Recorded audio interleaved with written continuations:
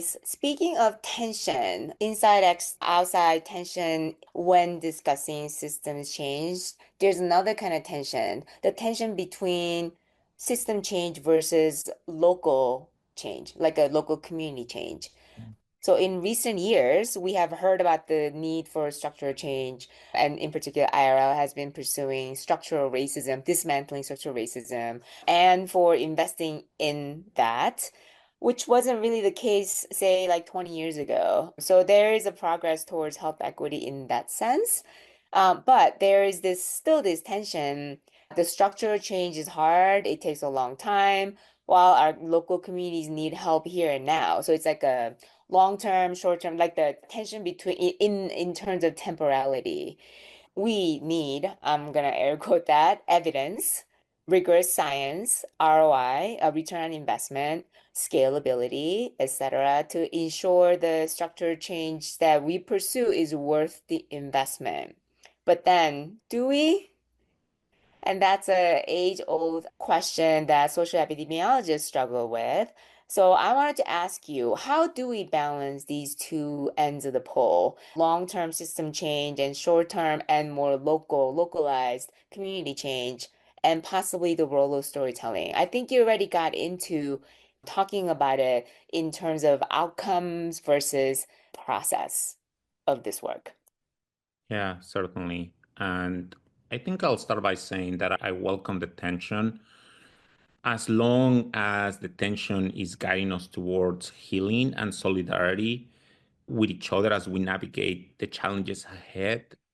I think the tension will allow us to be good relatives to each other. I think a lot about the seven generation principle from indigenous teachings that tells us that as we make decisions, we need to be thinking about the impact of our decisions seven generations ahead. And on the other end, I spent a lot of time reflecting on what decisions were made seven generations ago that impact how I'm showing up in the world today. And Mm, I think about my Mexica and my Nahua ancestors and what they faced and what they went through the process of colonization, through the process of resisting and persisting through that process, and how that struggle is still alive today, but also that resilience and that wisdom and those teachings are still there today.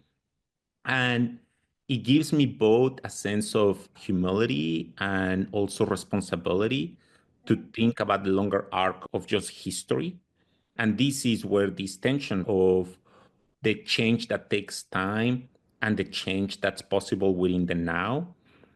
And again, if we embrace it and it allows us to be in closer relationship with each other and to have greater discernment in how do we take care of each other, our ancestors, as well as our future generations, then I'm all for struggling with that tension.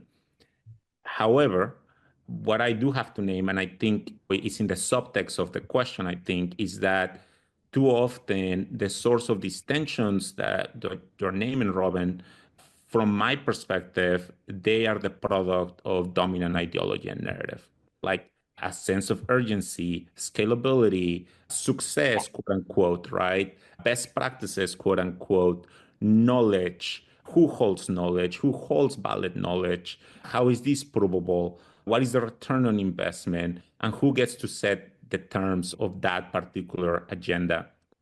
And that tension, I'm not here for it. I just is not going to take us is the dissonance that I was naming earlier, right? It does not facilitate trust. It does not facilitate relationship. It does not facilitate healing. It does not facilitate a way for us to cultivate introspection and see ourselves in a way that allows us to engage in the transformation work that is required.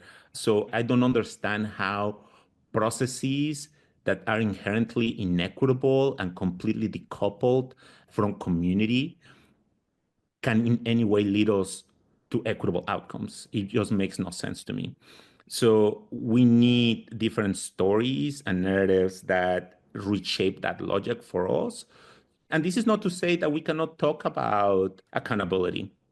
right? Or we cannot talk about how do we engage in research. We absolutely can have those conversations.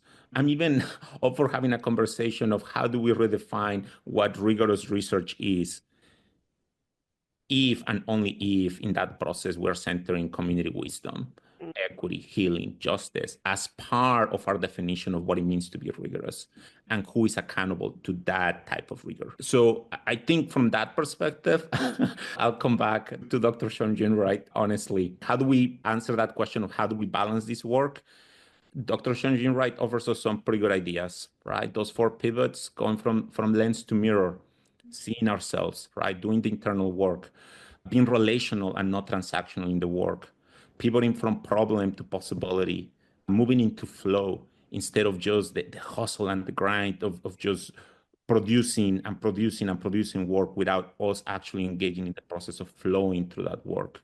So to me, holding space for those pivots and for us to understand how do we move there is how we deal with that tension in a way that allows us to build that solidarity and to facilitate healing.